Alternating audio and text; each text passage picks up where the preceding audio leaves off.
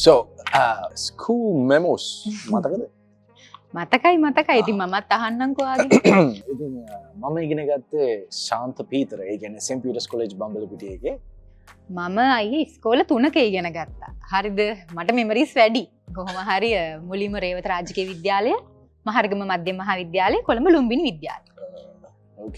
Okay. මට ප්‍රශ්න ටිකක් තියෙනවා. ඔයාටත් තියෙනවනේ? ඔව් මටත් ඇවිල්ලා තියෙනවා. එහෙනම් ප්‍රශ්න පහක් තියෙනවා. හරි අහමු. ඔයා පටන් ගන්න. Sure. Are you ready? Ready.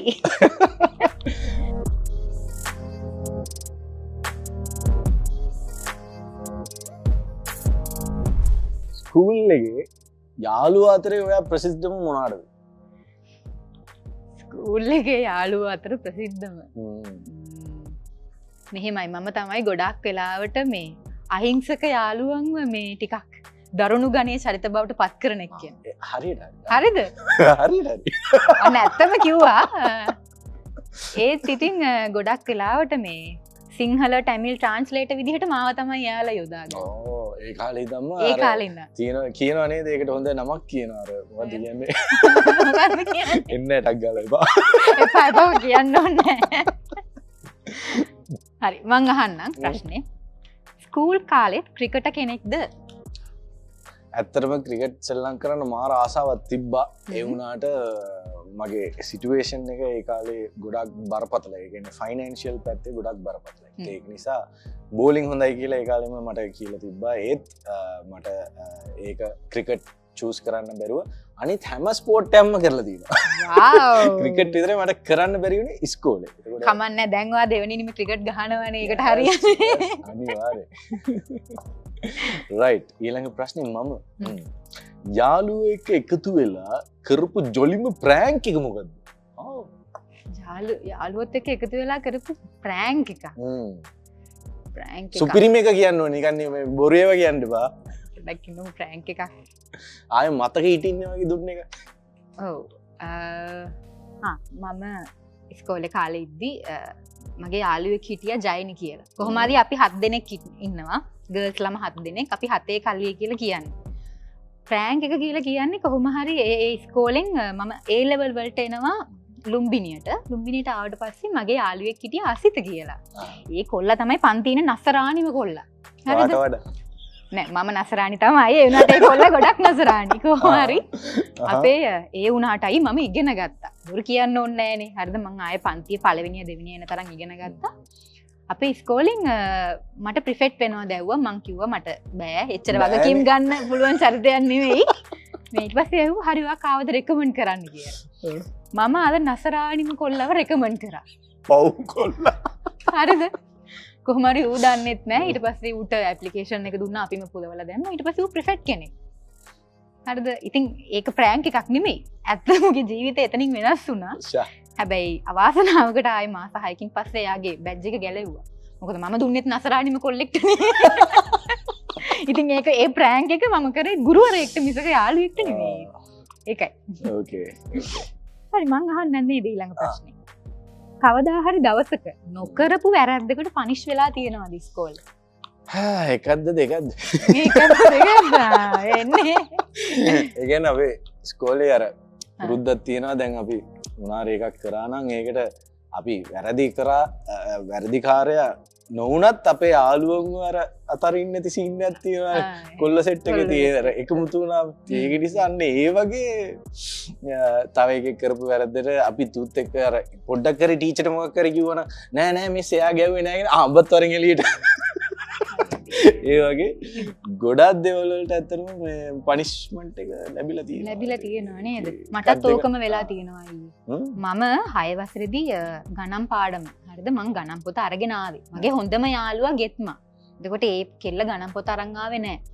A miss හරි සැරයි මට මේ දුක හිතිලා මම කිව්වා හරි ඔයා මගේ පොත ටික වෙලාවක් තියාගෙන ඉන්නකෝ අපි පොඩ්ඩක් ෂේප් එකේ ඒ කාලෙම හොඳේ 6 වසරේදී. කොහොම හරි ටීචර් ළඟට එද්දි මං ගාව පොත තිබ්බේ නෑ. ගැහුවා ගැහිලා කයියේ මේ මං එච්චර ගුටි ගාලා නැහැ කොහොමත් මේ දැන් අර කෙල්ලට කියා ගන්න විදියකුත් නැහැ දැන් මගේ පොත තියෙනවනේ මම අදටත් ඒ කෙල්ලට ඕක කිය ආයේ මැරෙනකම් ඕක කියනවා මම එහෙම තියෙනවා ඉතින් මෙමරිස් ඉස්කෝලේ yes ඕකේ එතකොට ස්කූල් කට් කරලා ගියපු හොර ගමන් තියෙනවද ඒ මොනාද ස්කූල් කට් කරලා ගියපු හොර ගමන් හැබැයි අයි මගේ හොඳ පුරුද්දක් තියෙනවා මම කට් කරලා යනවා නම් ගුරුවරයාට කියලා යන්න. ඔව් විශ්වාස කරන්න පුළුවන්. එතකොට ඒක කට් කිරිල්ල නෙමෙයි. ඒක තමයි කියන්නේ. ඒක තමයි කියන්නේ. හොඳට හොඳම වැඩේ කියන්නේ අයි මේ ඇත්තට මම ඉස්කෝලේ එහෙම කට් කරනවා නම් යාළුවෝ ඉතින් අර වොෂ්රූම් එක ගාව පොඩි ප්ලේස් එකක් අල්ලගෙන එතනට වෙලා පීරියඩ් එක ඉවර වෙනකන් කයියක් ගහගෙන ඉන්නවා. ඒ වුණාට අයි මම ටියුෂන් යනවානේ. ටියුෂන් යද්දි මම කට් කරන්නේ නැහැ. මොකද මට එන මේ මං හිතනවා අනේ අපේ පව් අපේ අම්මලා තාත්තලා සල්ලි දීලා ටියුෂන් යවන්න. එහෙම එකක් තිබ්බා. ඒක ඉස්කෝලේට අදාළ නෑනේ. ඉතින් ඉස්කෝලේදී කට් කරා. නැති කොල්ලෝ මේ මොකක්ද කියන්නේ අර ලුක් එකක් දෙන්නත් බෑනේ. ඉතින් මම මේ කොහොම හරි මට ඩ්‍රාමා උගන්නපු සර් පුබුදු ගාමගේ. එයාට මම කිව්වා සර් මං අද ක්ලාස් එකට එන්නේ පොඩ්ඩක් පරක්කු වෙලා මම යාළුවෙක් එක්ක උදේට පන්සල් යනවා කියලා. ඊපස්සේ මේ ගෙදරට කියලාද කියලා. මං කිව්වා ගෙදරට කිව්වේ නෑ කොහොම හරි සර්ටනි කියන්න ඕනේ සර්නේ උගන්නන්නේ මම යනවායි කියලා. හරි ගිහින් ඉක්මනට එන්න. මං කිව්වා නෑ නෑ ඉක්මනට එන්න බෑ පැයක් විතර යනවායි කියලා. කියපු නිසා අවුලක් නෑ ඉතින්. කොහොම හරි මම ක්ලාස් එක කට් කරලා පන්සල් ගිහින් ආවට පස්සේ ළඟ ඉන්න කෙල්ලෙක් කිව්වා සර් මේ බලන්නකෝ මෙයා උදේ හිටියේ නෑ දැන් ඉන්නේ. හරි හරි ඔයා ඉන්නකෝ එයා කියලානේ ගියේ.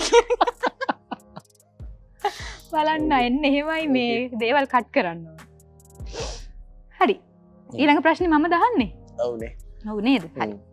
ආසාවෙන්ම ඉගෙන ගත්ත සබ්ජෙක්ට් එක මොකද්ද? එයි. වයි. ඒකෙත් පොඩි මේකක් තියෙනවා. ඒ කියන්නේ ඉස්කෝලේ කාටවත් දන්නේ නැහැ ඒ සබ්ජෙක්ට් එකට මම ඇත්තටම ආසයි කියන්නේ. හේතුව ඇවිල්ලා ක්ලාස්මේට්ස්ලා හැමෝම ඒ ටීචර්ටයි ඒ සබ්ජෙක්ට් එකට මාර අකමැති. එතකොට ආපු ක්ලාස් එකට ආවම අපෝ මෙයා ආවද කියන මූඩ් එකේ ඉන්නේ. ඒත් මට ඉතින් ආසවනේ. ඒ වුණාට මගේ යාළුවෝ මුකුත් මේක කරන්න බෑ. නැත්තම් මට ගුටි කන්න වෙනවා. ඒක නිසා මාත් අකමැත්ත පෙන්නලා අන්තිමේදී O levels result එක ආවම ඉතින් යාළුවන්ට තත්ත්වෙ තියෙන O level results වලදී. ඒකට විතරයි ඒකක් හම්බුනේ. ඒකක් හම්බුනේ. හරි සබ්ජෙක්ට් එක කියන්නේ ඉතින් මොකද්ද කියන්නේ? ඉංග්‍රීසි. wow nice.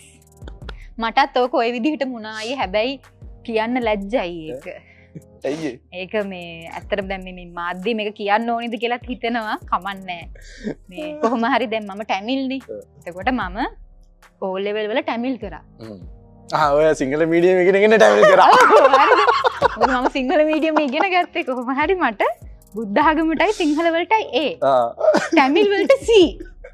මොන ලැජ්ජ නැති වැඩක්ද කියන්න ඊට පස්සේ තාත්තා කිව්වා ඔයා බුද්ධ ආගමටයි සිංහල වලටයි C එකක් ගත්තම මට හිතා ගන්න පුළුවන් පුතේ හරි කමන්නේ දුව මේ වෙන්න පුළුවන් ටැමිල් එක්කෙනෙක් නේ කියලා. ප්‍රශ්නේ තියෙන්නේ මම මේ හොඳට කතා කරන මේ මව් භාෂාවට C එකක් අරන් කොහොමද මීඩියම් එක සිංහලනේ ඉතින් ඒ දෙකට ඒකක් ගන්න. nice. okay. ඔයා තමයි නේද ප්‍රශ්නේ අහන්නේ? yes. ස්කූල් කාලේ වාගෙන් ආස්කවුට් කරනවට ආසාවෙන් ඉඳපු බොයිස්ලා හිටියද? ඉස්කෝලේ කාලේ අයියේ ඇත්තටම ප්‍රේම සම්බන්ධතාවයක් එහෙම තිබ්බේ නැහැ. මගේ ID එක දැක්කම වාට උනත් ඒක හිතා ගන්න පුළුවන්. දැන් වෙනසක් නැහැ. එච්චරම මේ මහා කොහොමද කියන්නේ ගොබ්බ විදිහට හිටියේ ඉස්කෝලේ කාලේ. ඔව් හරිද? ඒ වුණාට මේ එහෙම ආස්කවුට් කරපු අයත් හිටියා. හරිද? ප්‍රශ්නේ තියෙන්නේ ඒ දවස්වල නම් මම ඒක ගිහින් කියනවා. මොකක් හරි වෙච්ච ගම මං ගිහිල්ලා තාත්තට කියනවා. එයා අපේ අම්මයි තාත්තයි මට එච්චර ෆ්‍රෙන්ඩ්ලි. සහ එහෙම යාළු වෙන්නත් බෑ. මොකද අක්කලා දෙන්නත් ඒ ඉස්කෝලේමනේ. ඒකට කොහොමත් එහෙම වෙන්න බෑ. ඉතින් අර ආස්කවුට් කරපු කට්ටිය හිටියා. මම කැමති එහෙම හිටියේ නෑ. අපරාධේ. අපරාධ. ඔව් ඒක තමයි. ඔන්න දැක්කනේ ඔයගොල්ලෝ අපරාධයක් කරගත්තේ. දැන් බලන්න සාරාව මිස් වෙලා තියෙන ඔයගොල්ලන්ට. හරි ඊළඟ. මමනේ ස්කූල් කාලේ මුලින්ම ගර්ල් කෙනෙක් ගැන ඇති වුණු ඉම්ප්‍රෙෂන් එක මොකද්ද? ඇයි ඒ කියන්නේ මෙහෙමයි. ස්කෝලේ කාලේ ඔක්කොම one side love.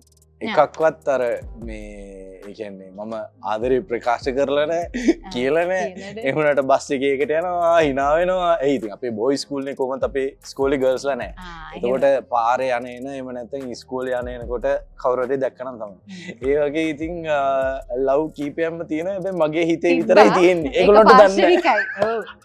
ඒකට මම ස්කූල් තුනම මික්ස් ස්කූල්. ආයේ ගර්ල්ස් ස්කූල් එහෙම හිටියේ නැහැ. තුනම මික්ස් ස්කූල් හිටියේ මම. හරි ඔයා තමයි ඊළඟ ප්‍රශ්නේ අහන්න.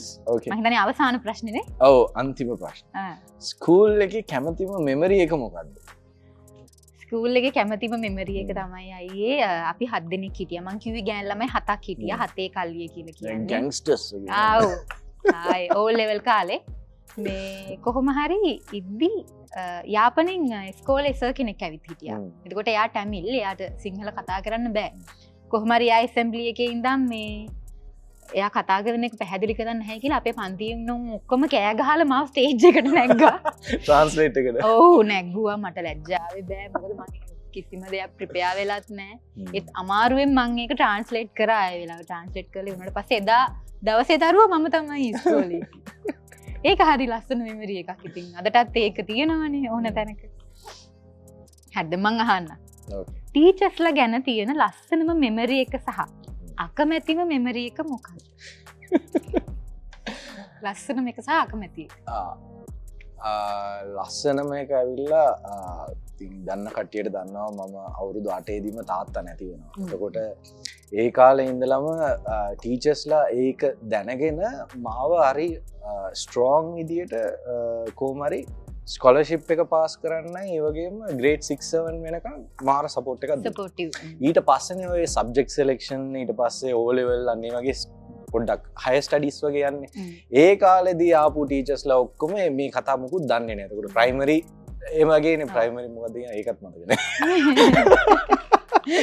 ප්‍රයිමරි එකේ ටීචර්ස්ලා ඔක්කොම කතාව දන්නවා. එතකොට ඒ විදිහට ඒ කියන්නේ මම ඒක නිසා මම ඇඩ්වාන්ටේජ් ගත්තා නෙමෙයි. ඒ වුණාට ඒගොල්ලෝ දන්නවා. එතකොට ඒක අනුව ඒගොල්ලෝ මාව හැන්ඩල් කරා හරියට. ටීචර්ස්ලා වුණා මේක කරන්න ඕනේ අනිවාර්යයෙන්. එතකොට තමයි ස්ටුඩන්ට් කෙනෙක්ට පුළුවන් හරියට ඉගෙනීම කරන්න. ඒ කාලේදී මම ඇත්තටම ග්‍රේඩ් 10 ඇතුළක කොහොම හරි එනවා. ඒ කියන්නේ පළවෙනි 10 ඇතුළක පන්තියේ ඉන්නවා. 6-7 පව් වෙනකොට ඔය ටීචර්ස්ලා එක්ක තිබ්බ ඒ කියන්නේ පොඩි දේවල් මම ගොඩක් එන්තූසියස්ට්. ඒ වගේම හැමදේම මම ටග් ගාලා කරන්න try කරා. ඒකෙන්ම මට ගුටි ගෙලි ඇවිල්ලා තියෙනවා. ඒවා මේක කරන්න එපා නෑ මේක කරන්න එපා අන්නේම කියලා. ඒක නිසා ගොඩක් දේවල් වලින් මම කොහොමද කියන්නේ like මම ගොඩක් දේවල් කරේ නෑ. ඉස්සරහට ගියේ නෑ. එතකොට ඒගොල්ලොත් මගේ හැරලා දැම්මා. මෙයා එහෙම තමයි කියලා කැටගරි එකට දැම්මා.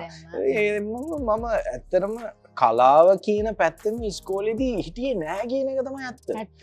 එතකොට දැන් ඔයාලට දන්නවනේ ටැමිල් ස්කූල් වල කලයිවිලා කියලා තියෙනවා කියලා. ඒවටවත් මාව අඬ ගාලා නෑ. මම ගිහිල්ලා බලනවා සහ ඒවට ගිහිල්ලා අප්පුඩි ගන්නවා. යාළුවෝ රඟපානවා දකින්නවා. ඒ වුණාට මම ඒවවල පාටිසිපේට් වෙලා නෑ. දන්නෙත් නෑ එහෙම අපිට පුළුවන් කියලා. මම හිතන් හිටියා අර සිලෙක්ටඩ් ස්ටුඩන්ට්ස්ලා විතරයි ඒකේ ඉන්න පුළුවන්. ඒක ස්පෙෂල්. ඊට පස්සේ මියුසික් ක්ලාස් මියුසික් ඉගෙන ගන්න ආසාවක් තිබුණා. මාරම ආසාවක් තිබ්බ හේතුව වෙලා තාත්තට මියුසික් කැමති නිසා. ඒත් මියුසික් ටීචර් වුණත් මට කිව්වා ඔයාට මියුසික් හරියන්නේ නැහැ පුතා ඔයා යන්න කියලා කිව්වම මම ගියා. ඊට පස්සේ ඉංග්‍රීසි ලිටරචර් කරා. අමාරුම සබ්ජෙක්ට් එක. ඒකත් ඉතින් හරියට ඒ කියන්නේ මට O level වලට හොඳ රිසල්ට් එකක් නැහැ. උනාට මට ඉංග්‍රීසි වලට තියෙන අර භාෂාවක් නිසා ඒකට තියෙන ආසාව තවත් වැඩි වුණා. ඒකෙන් ඉතින් අන්න ඒ වගේ වෙනස් පැත්තකට ගිහිල්ලා ඊට පස්සේ කලාවට එන්නේ මම මියුසික් එකේ. ඒක තමයි ආතල් මේක.